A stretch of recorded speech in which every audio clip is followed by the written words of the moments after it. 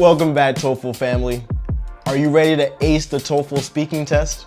Well, today we're gonna do something a little bit different, but super cool. We're going to take the whole TOEFL speaking test together. But here's the twist. First, you're gonna have the question there, and you're going to try to answer it yourself. Don't worry about being nervous at all. Just make sure you take your time, organize the answer as best as you can, and try to answer it. And then right after you answer it, you'll see a video of me answering the question, and you can imitate me. You can see how the question is supposed to be structured, but try it yourself the first time just to see how you're doing. The purpose of this is to imitate real exam conditions. So this is the best way to improve your TOEFL speaking score fast. So if you can, grab yourself a notebook. If you have a pen, make sure you take some notes and get ready to speak. Let's begin now. So as you see here on the screen, here's the type of question that you're gonna be able to have. Don't worry about making mistakes at all. The purpose of this is so you can be able to organize your thoughts and be able to speak well. All right, we're going to start it right now. Number 1. In this question, you will be asked to give your opinion about a familiar topic.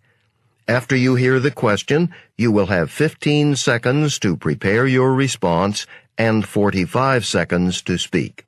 Some students would prefer to live with roommates. Others would prefer to live alone.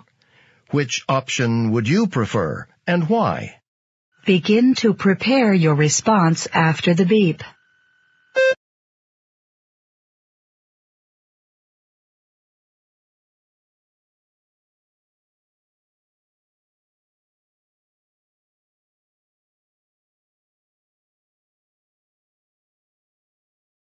Begin speaking after the beep.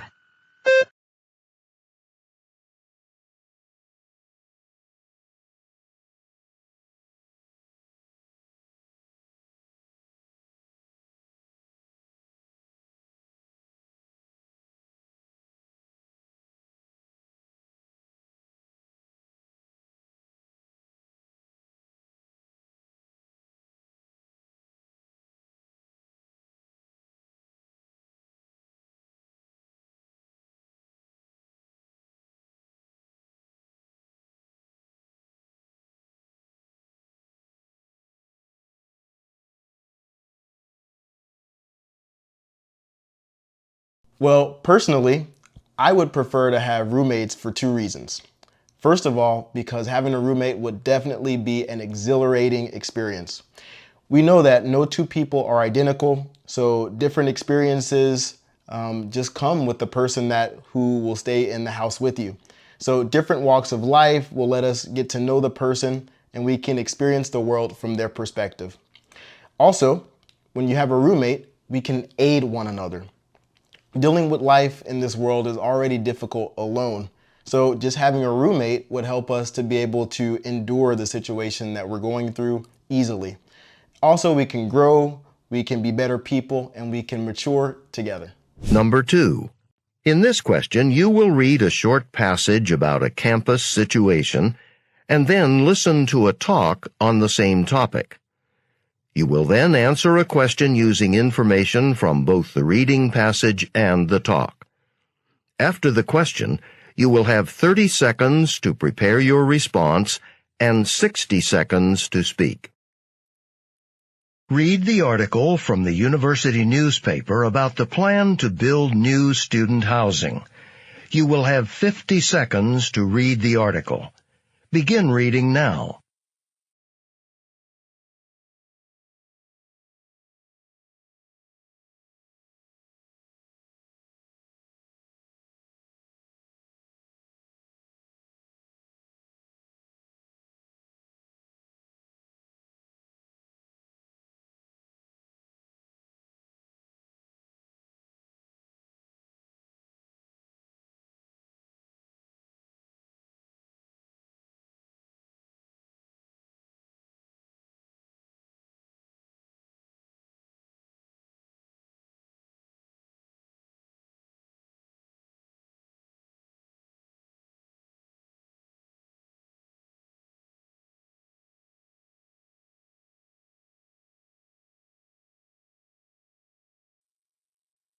Now listen to 2 students discussing the article.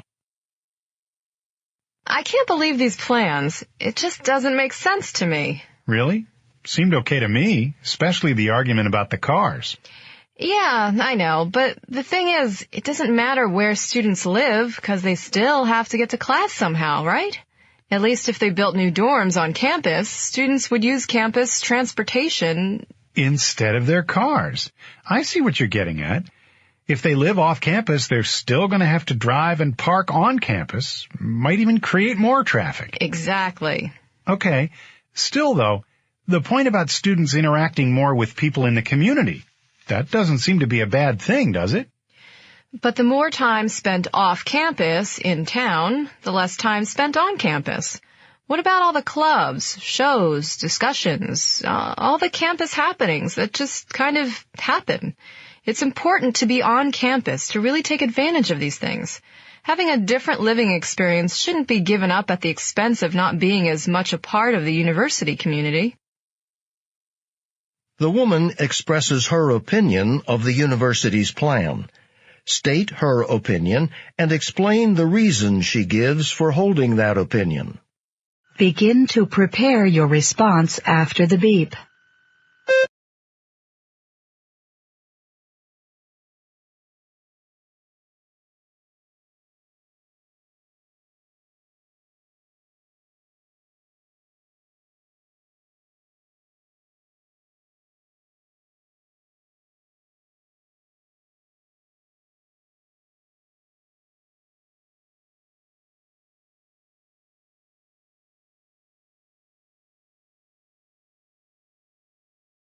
Begin speaking after the beep.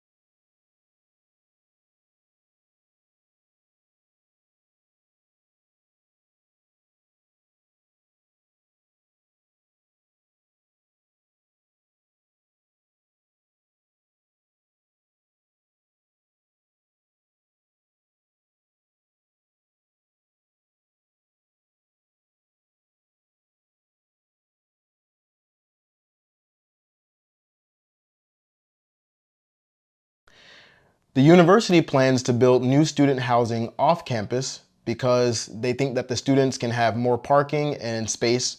And also, it would be a richer college experience for the students because they can connect with the local community. However, the female student disagrees. So about having more space, she says that will not solve the problem. She says that it doesn't matter where the students live because they still need to get to class, which means they would have to come back to class. And if they lived on the campus, that would save more space because they could use public transportation. And about connecting with the local community, she says that actually this will not be beneficial for the students either. And this is because the more time that they spend off campus will diminish the time that they're on campus. So they'll miss opportunities to be in clubs, discussions, campus experience. So the price that they would pay would not be worth it. Number 3. In this question, you will read a short passage on an academic subject and then listen to a talk on the same topic. You will then answer a question using information from both the reading passage and the talk. After the question, you will have 30 seconds to prepare your response and 60 seconds to speak. Now read the passage about a topic in psychology. You will have 45 seconds to read the passage. Begin reading now.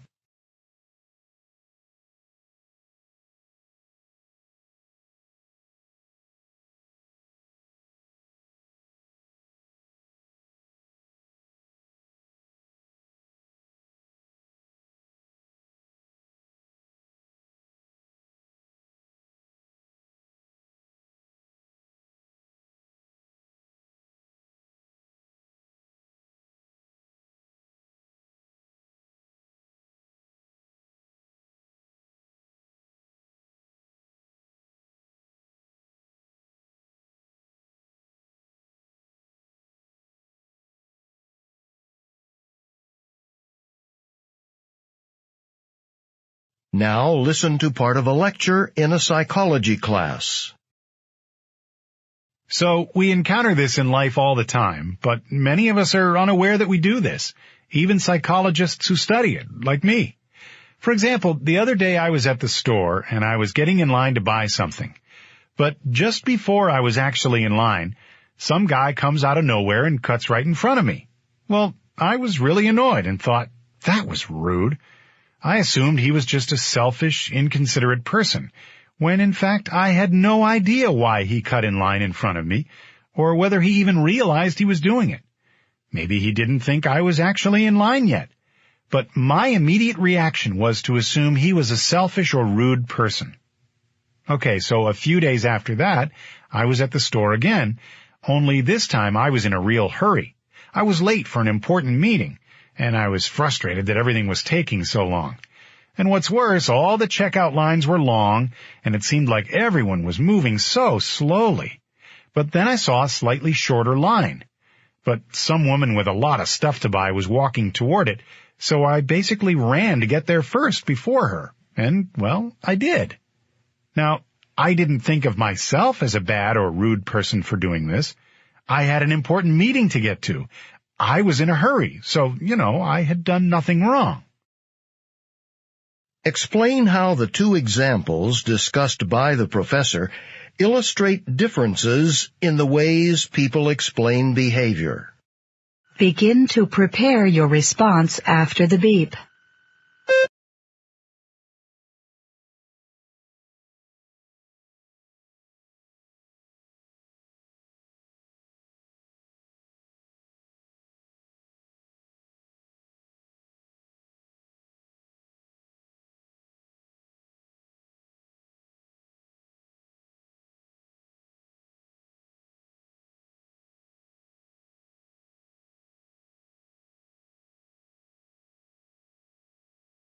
Begin speaking after the beep.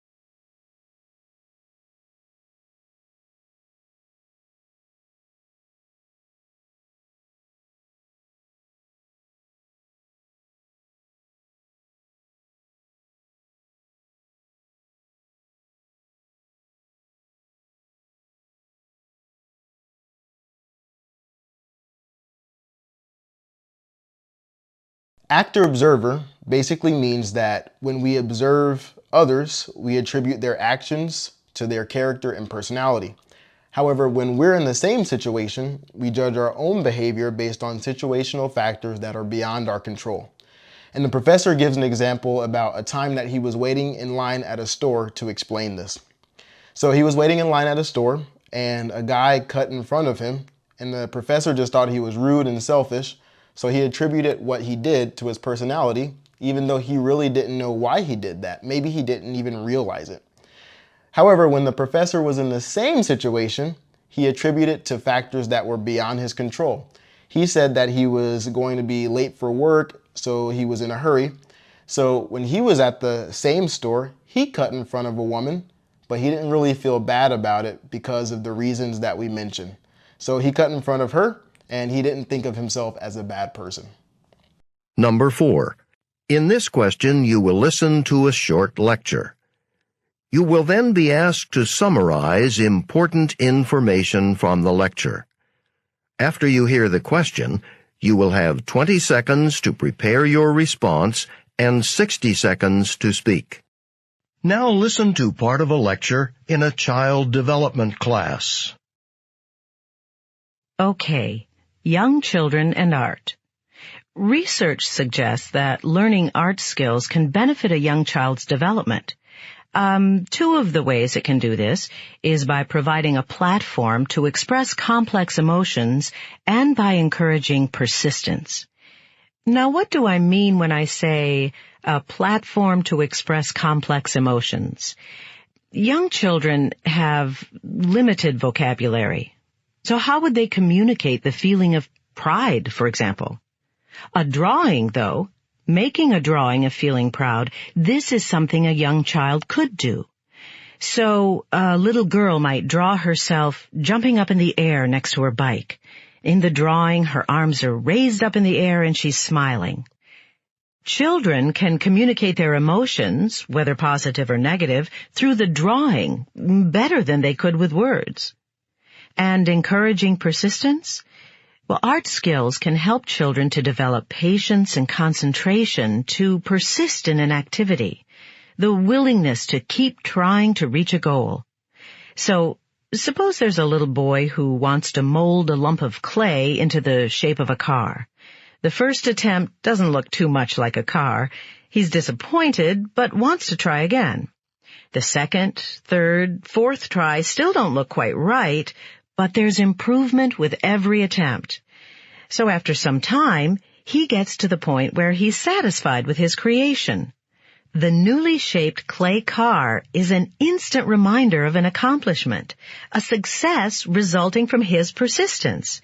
The boy may be able to transfer this lesson toward other situations and activities because, well, he's had the experience of successfully accomplishing a goal through hard work. Using points and examples from the talk, explain how learning art can impact a child's development.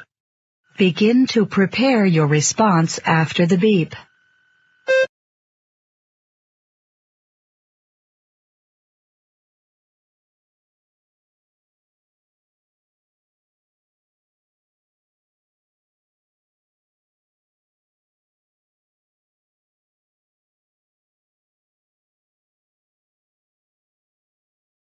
Begin speaking after the beep.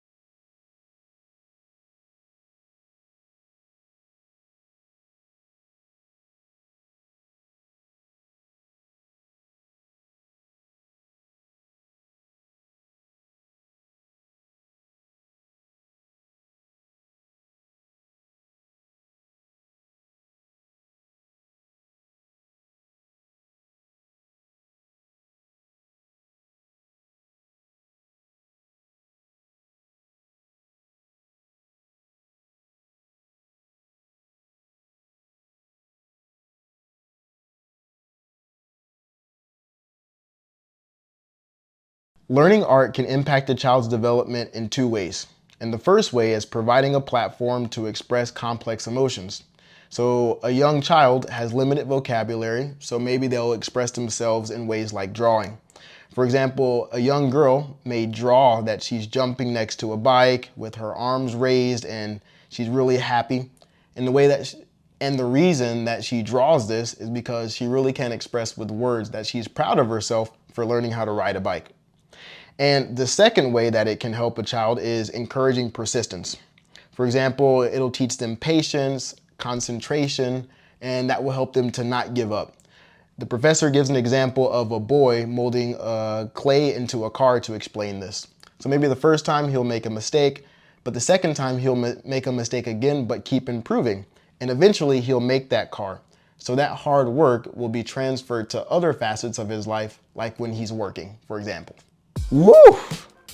Now that was intense, but hey, great job making it all the way through the entire TOEFL speaking test. So let me know how it went. Which question was the most difficult for you? Let me know in the comment section and I promise I'll respond to you. It's gonna be really cool to see exactly how each one of you did. And don't forget, if you want free access to all of these TOEFL questions, just like the one we practiced today, all of our VIP Patreon members have access to them. So look at the link in the description below and don't miss out on your opportunity to be a part of the VIP Patreon family. All right, guys, so good job. Stay confident, keep practicing, and see you in the next one.